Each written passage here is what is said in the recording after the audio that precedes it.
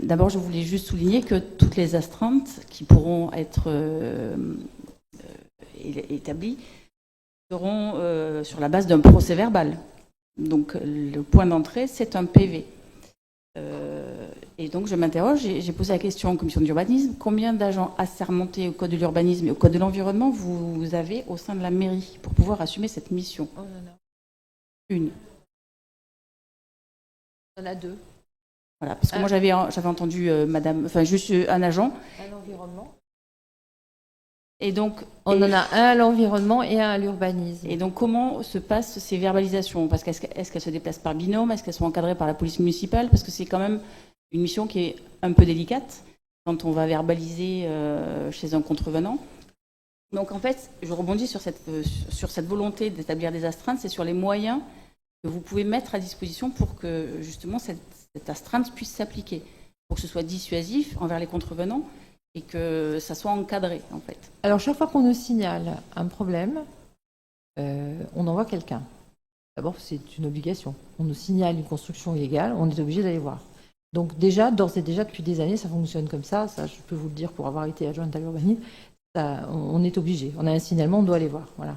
Et après, on met un PV. Alors, ça dépend ce que c'est. Si c'est la couleur du volet qui n'est pas exactement la bonne. Des fois, on reçoit des choses qui sont quand même un peu spéciales. Mais on fait toujours. Après, en général, on a une personne à l'urbanisme qui va, je ne sais pas si elle y va seule. Non, elle y va avec la police municipale, voilà. Vous avez la réponse. Elle y va avec la police municipale et je suppose que pour la personne de l'environnement, c'est la même chose, mais vous avez raison, c'est plus sûr. Donc voilà, même sur un volet, c'est un procès-verbal qu'il faudra... Oui.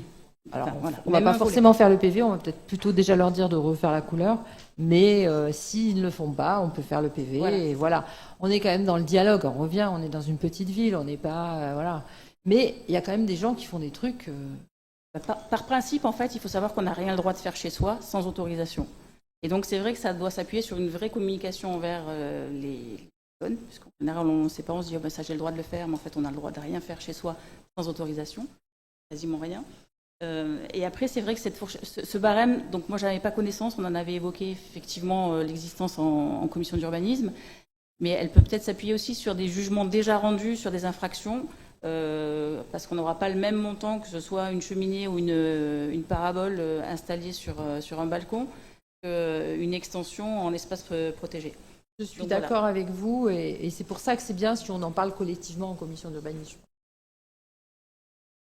Donc moi je m'inquiète, c'était surtout par rapport aux moyens dont vous disposez pour faire appliquer cette Merci disposition. de vous inquiéter aussi pour nos services. Merci.